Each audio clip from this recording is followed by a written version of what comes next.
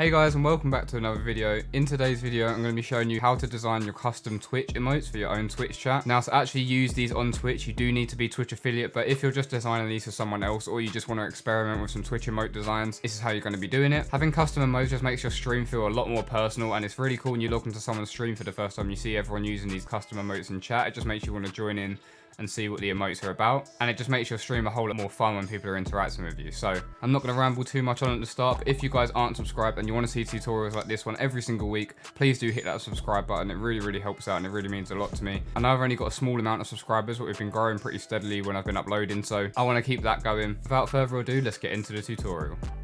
So the first thing you guys are going to want to obviously do is open up Photoshop. Then you want to come over to create new. Now, I've already got a preset saved for Twitch emotes, but I'm going to run through the settings really quick. And I do highly recommend these tutorials, guys, you save custom presets as well. So to save a preset is this little button here next to what you name your document.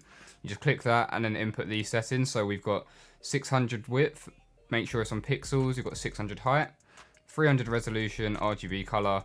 Everything else just leave as the default settings. And then just click create after you save that as a preset.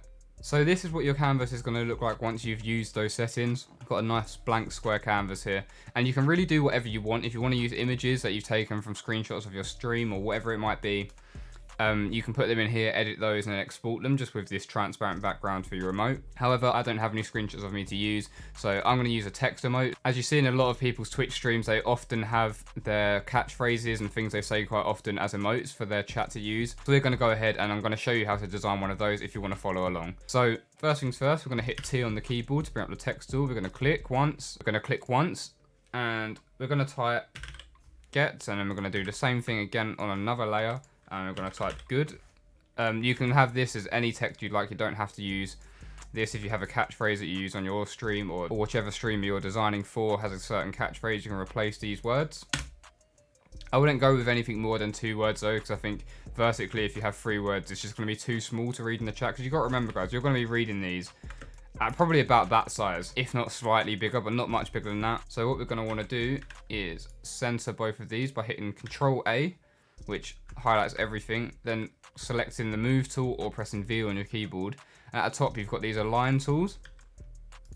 Then you want to click on your bottom word on your layers panel and just drag that slightly below the top text and just make sure this is in the middle. So kind of center this in the middle. You can go and adjust it at the end, so it doesn't matter too much, but I'm going to go with something like this. Then you're going to make the text the correct colors that you want it to be. So the top one for me is going to be white, and the bottom one, I'm just going to make a nice kind of blue color. Let's go a little bit darker. Let's go something like that. Then what we're going to do is double click on the bottom text layer. We're going to add an inner shadow. Then for the settings, you're going to make it normal, opacity on 100%, distance on 1, choke on 0, and size on 1. And what you're going to want to do is click on the color. Just get this little target eyedropper tool and click that. Drag the hue bar slightly up or slightly down depending on whether it makes it lighter or darker. So for me, I've got to drag it down to get a lighter blue. Otherwise it goes like a darker kind of purple color. But say if you choose like orange, you might want to slide it up so you get yellow. So just mess around with the hue bar. I'm going to drag mine slightly down so it makes it slightly lighter.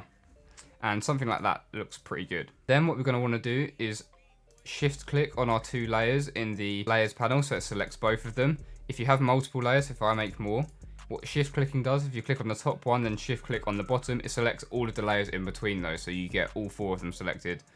And yeah, that's a quick little tip for you guys. But you're going to select both the layers, hit Control G to group them, or click on this little folder icon down in the bottom.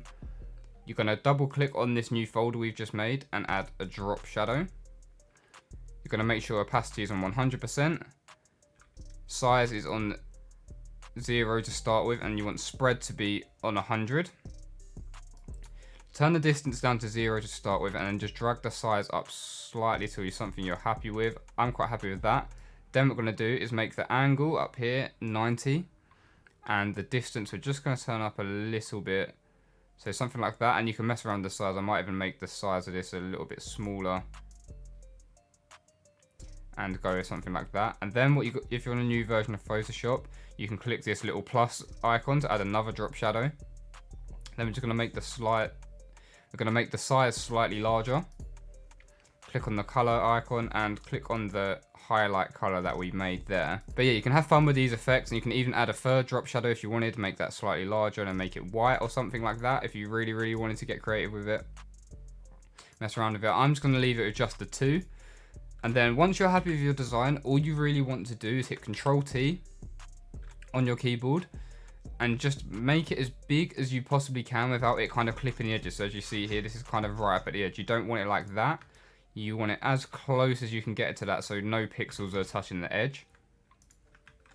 And you just want to make sure it's in the center. There's our quick Twitch emote design. So once you're happy with that, to export this, what we're going to want to do is click File, Export, Export As. Then what we're going to want to do is come over to image size, change this to 112 by 112. Then what you're going to do is add another size, have it at 0.5x, add another size and have it at 0.25x. So this is going to export all of our Twitch emotes at the size that you've got to upload them, because obviously on different devices, the Twitch emote is going to be a different size. So if you're on an iPad, so it's going to be bigger than if you're looking at it on your phone. So then make sure all these settings are the same as what I've got here. Click Export, choose where you want to export them to. And once you've selected that folder, do Select Folder and it should export them. And as you can see, it has exported our Twitch emotes into the folder at the 3 different sizes. So when you go onto the Twitch affiliate tab on your settings, if you are a Twitch affiliate, you can upload it at all the different sizes that are required, and then it can get approved by Twitch and you can use these in your streams.